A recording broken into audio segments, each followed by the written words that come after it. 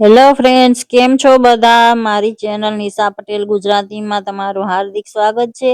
આજે આપણે ઘરે શ્રીખંડની રેસીપી બનાવીશું ફ્રેન્ડ્સ. બજારમાંથી આપણે શ્રીખંડ લેતા હોઈએ છીએ, પણ તેમાં શું નાખેલું છે, કઈ રીતે બનેલો છે તે આપણને ખબર નથી હોતી. તો આપણે ઘરે એકદમ સાફ સુથરા રીતથી ઘરના જ સામાનથી આપણે શ્રીખંડ બનાવી શકીએ છીએ. તો મેં આજે આ 3 ફ્લેવરમાં શ્રીખંડ બનાવ્યો છે. ચાલો આની રેસીપી જોઈ લઈએ. એકદમ મુલાયમ તમે જોઈ શકો છો, આઈસ્ક્રીમ જેવો ક્રીમી શ્રીખંડ તૈયાર થયો છે. તો એના માટે મેં આ 1 લીટર દૂધ લઈ લીધું છે. દૂધ તમે તમારા ઘરમાં જે પણ દૂધ આવતું હોય તે દૂધ લઈ શકો છો, નહીં તો પાઉચ વાળું દૂધ પણ લઈ શકો છો. આ દૂધ ગરમ કર્યા વગરનું છે, ફૂલ ફેટ દૂધ છે. તો હવે આપણે આને પહેલા ગરમ કરી લઈશું. તો ગેસને ઓન કરી દીધો છે અને હાઈ ફ્લેમ પર દૂધને મેં ગરમ થવા માટે રાખી દીધું છે. આપણે આમાં એક ઉફાણો આવે ત્યાં સુધી દૂધને ગરમ કરવાનું છે. ફ્રેન્ડ્સ, તમે મારી ચેનલને સબસ્ક્રાઇબ નથી કરી તો પ્લીઝ ચેનલને સબસ્ક્રાઇબ જરૂરથી કરી દો અને બેલ આઇકનને પ્રેસ કરી દો, જેથી કરીને મારી નવી વિડીયોની નોટિફિકેશન તમને મળતી રહે. હવે આ દૂધમાં એક ઉફાણો આવી ગયો છે. ગેસને બંધ કરી દીધો છે મેં. અને એક આ બાઉલમાં પાણીમાં મેં થોડા બરફના ટુકડા એડ કર્યા છે અને એમાં આપણે આ વાસણને રાખી દઈશું, જેથી કરીને દૂધ જલ્દીથી ઠંડુ થઈ જાય.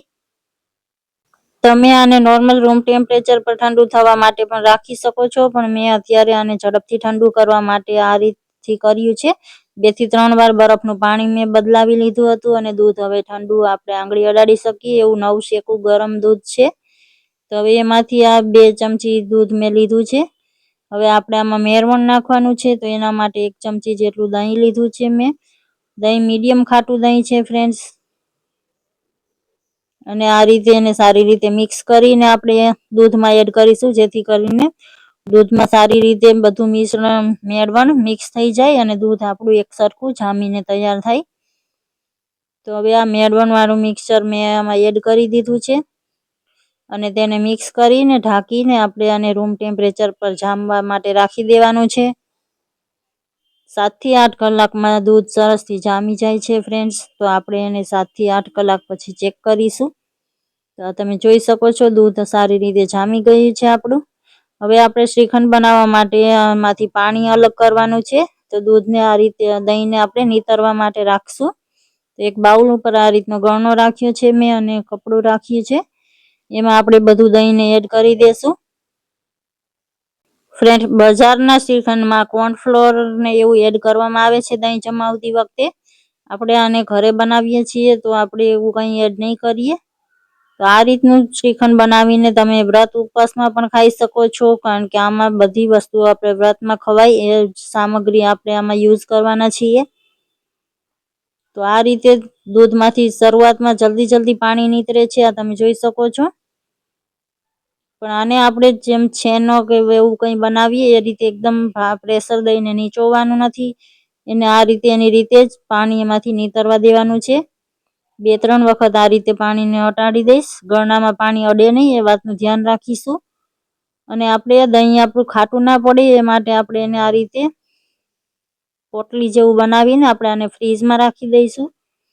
આખી રાત માટે ફ્રીજમાં રાખી દઈશું, જેથી કરીને દહીં ખાટું પણ નહીં પડે અને એનું પાણી બધું નીતરી જશે. વચ્ચે આપણે 2-3 વાર ચેક કરી લઈશું. જેમ જેમ પાણી નીતરતું જાય એમ એ પોટલીને થોડી ટાઈટ કરતા જઈશું. અને એને ઉપર વજન રાખીને મેં પાણી નીતરવા માટે રાખી દીધું હતું. આ રીતે તમે જોઈ શકો છો. તો પાણી બધું નીતરી ગયું છે. આ છેલ્લે એકદમ આટલું પાણી વધ્યું છે. હવે આપણે આ મઠ્ઠાને અલગ વાસણમાં લઈ લેશું. તો આ એક મિક્સિંગ બાઉલ લીધું છે મેં. એમાં આપણે આ દહીંને એડ કરી દેશું. તો આ રીતનું દહીં થઈ જવું જોઈએ, તમે જોઈ શકો છો. આમાં વધારે પડતું પાણી ન હોવું જોઈએ. તો આ બધું દહીં આપણે એમાં એડ કરી દીધું છે. હવે આપણે આમાં મીઠાશ માટે ખાંડ એડ કરીશું. તો આ દળેલી ખાંડ લીધી છે મેં. શરૂઆતમાં 4 ચમચી ખાંડ એડ કરી છે. પછી વધારે જરૂર લાગશે તો આપણે ખાંડ એડ કરીશું.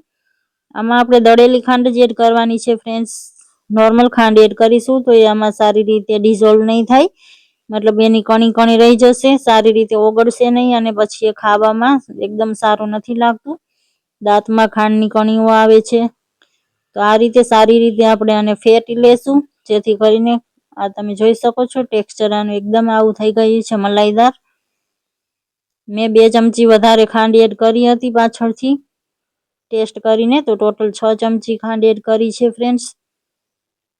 અને હવે આને આપણે 3 પાર્ટમાં કરી લેશું, કારણ કે આપણે આમાં અલગ અલગ ફ્લેવરમાં શ્રીખંડ બનાવવાના છીએ. તમે તમારી મનપસંદ કોઈ પણ ફ્લેવરમાં શ્રીખંડને બનાવી શકો છો ફ્રેન્ડ્સ. તો આ પહેલી ફ્લેવર બનાવવા માટે મેં આ રીતે 1 ચમચી ગરમ દૂધમાં કેસરને એડ કરીને રાખી દીધું હતું. તો એ આપણે આમાં દૂધ સાથે જ એડ કરી દેશું. અને હવે બારીક ચોપ કરેલા પિસ્તા આમાં એડ કર્યા છે મેં ફ્રેન્ડ્સ. તો આ પહેલી ફ્લેવર કેસર પિસ્તાની બનાવું છું હું. તમે આમાં બધા ફ્રૂટ કટ કરીને થોડા થોડા ફ્રૂટ્સ બધા લઈને ફ્રૂટ શ્રીખંડ પણ બનાવી શકો છો. નહીં તો ખાલી ડ્રાય ફ્રૂટ એડ કરીને ડ્રાય ફ્રૂટ શ્રીખંડ બનાવી શકો છો. હવે આ બીજી ફ્લેવર માટે મેં ચીકુ લીધા છે. તો ચીકુને આ રીતે સરસથી નાના નાના પીસમાં કટ કરી લઈશું. એકદમ પાકેલા ચીકુને છાલ ઉતારીને મેં આ રીતનું કરી લીધું હતું. અને આ બાકીના ચીકુને આ રીતે મેશ કરી લેશું ચમચીથી. એકદમ એનું પલ્પ જેવું આપણે કરી લેવાનું છે, જેથી એની એકદમ ફ્લેવર સરસ શ્રીખંડમાં બેસી જાય. કેરીની સિઝનમાં તમે આ જ રીતે કેરીનો પલ્પ એડ કરીને મેંગો શ્રીખંડ પણ બનાવી શકો છો ફ્રેન્ડ્સ. તો ચીકુનો આ રીતે મેશ કરી લીધું છે, બધું આપણે એમાં એડ કરી દેશું અને સારી રીતે મિક્સ કરી લેશું. તો આપણો આ ચીકુ ફ્લેવરનો શ્રીખંડ બની ગયો છે ફ્રેન્ડ્સ.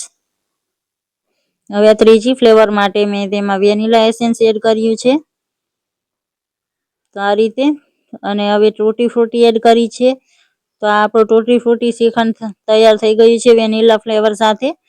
આ ફ્લેવર બાળકોને બહુ જ પસંદ આવે છે ફ્રેન્ડ્સ. બાળકો માટે તમે આ ફ્લેવરમાં શ્રીખંડ બનાવી શકો છો.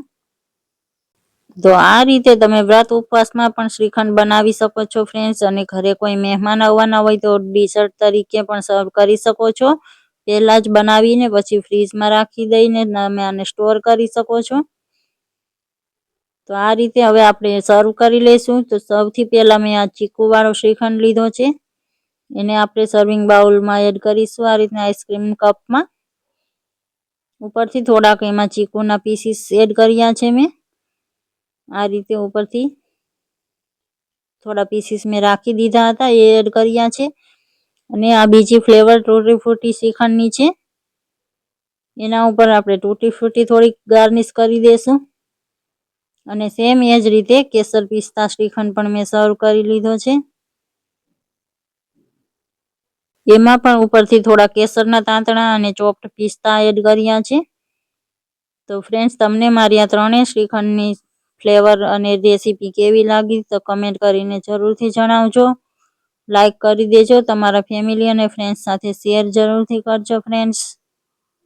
તો મળીએ છીએ આવી જ નવી રેસીપી સાથે. Thank you for watching.